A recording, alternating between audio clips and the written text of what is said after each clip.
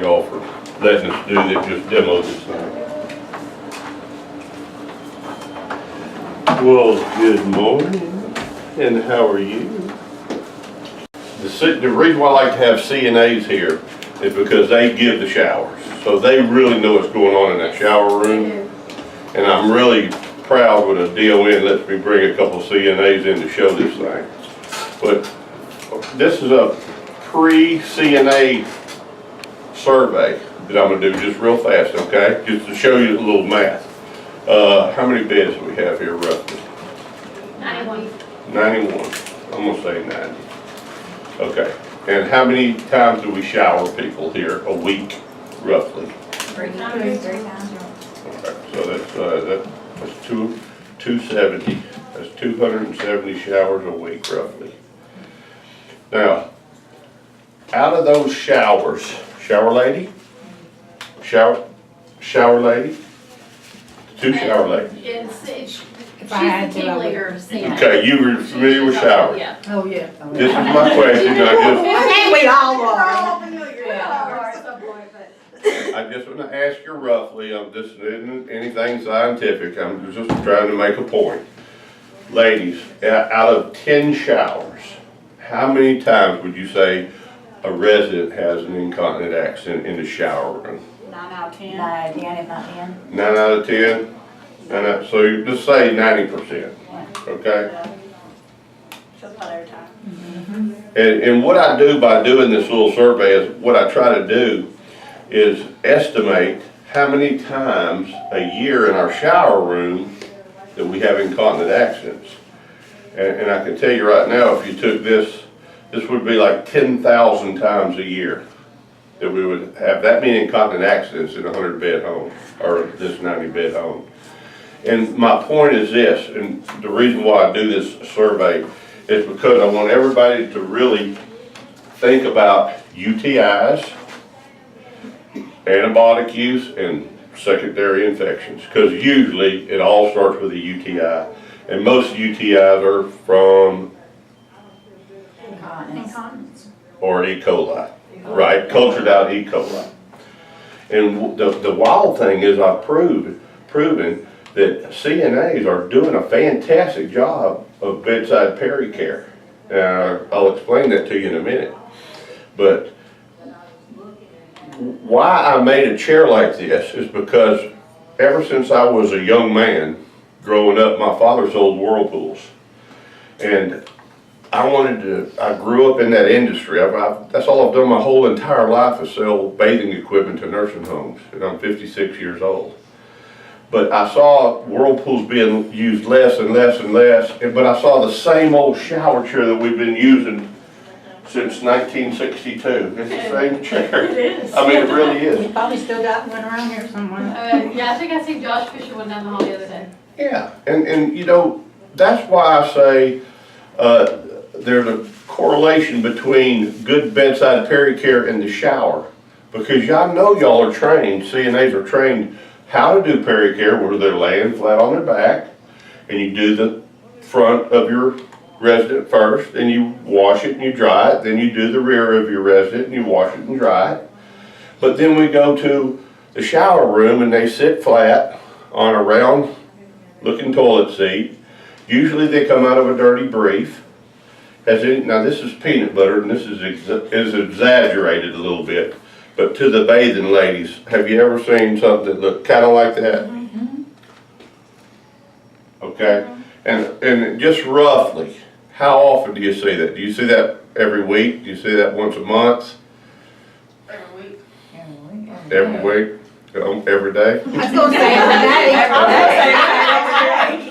At least once a day. Exactly. Y'all, we may use part of this video for training. We may use all this video for training. We may use none of it. But my point is, I want the whole world to know it's not your fault about UTIs. It's our fault, manufacturer's fault, that we haven't come in here and done this kind of talking with you guys to figure out a better way to clean our residents. And that's what I've done the last 15 years. I've been very passionate about it. I won't even sell whirlpools anymore.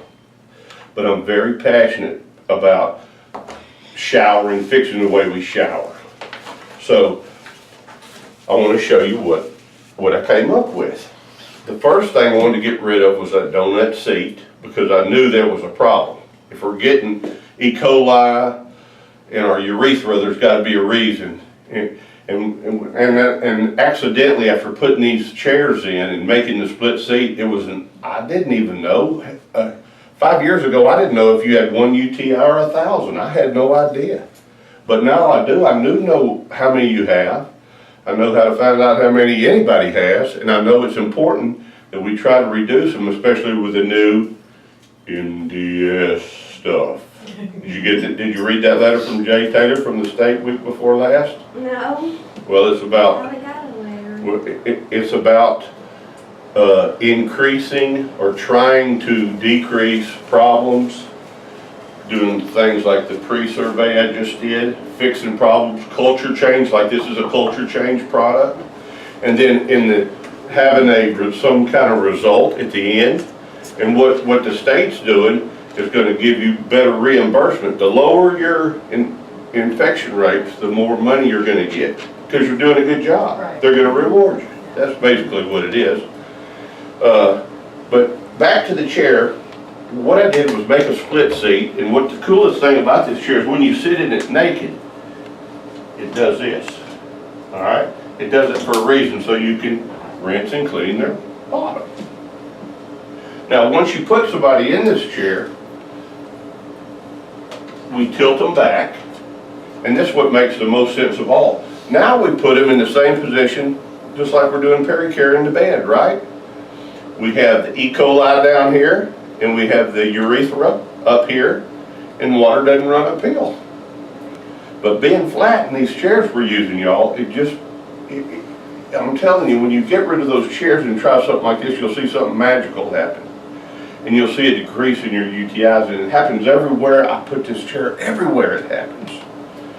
But anyway, this chair allows you now to clean and to see what you're cleaning, because you used to you got to guesswork at it, right? Yeah. Guess at it.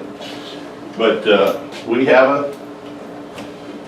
would normally have our resident here go ahead and shower them, give them their shower. Y'all know how to shower. After we shower, we would take the resident, return them to the wheelchair for transfer back to their room, or take them into this back to their room, however you would do it. And then we would bring the chair back for cleaning. I like to keep the chair in the bathroom, and I'll tell you why. Because of so much incontinent accidents hitting the floor. And you know, we don't use those buckets that you see in pictures under shower chairs for two good reasons. First reason is if you're a little heavy like myself, that bucket fits flat underneath that seat. So if you try to take that bucket out while I'm sitting on it, you're gonna pinch me. Now if you're a man, you ain't gonna pinch me, you're gonna kill me. Do not remove the bucket if you're a man. Okay? So that's why we don't see those buckets all the time on shower chairs, because they're impractical. Our shower chair hangs about that far down below the seat. Okay? And we call it a potty pail, and it comes in real useful if someone has an incontinent accident. And we also have a round apparatus that's also patented, and it's called the containment tower. And it's really just an extension of your drain. I'll leave this with you. You don't have to have it, but it does keep your feet clean. It's designed strictly for the CNAs to keep their feet clean so they don't track stuff out into the hallway. But if you use a potty pail, you're doing the same thing. We don't want to step in you know what and spread it. Because we're spreading it and people move around in wheelchairs in the halls and they put their hands on those wheels that hit the floor. Alright?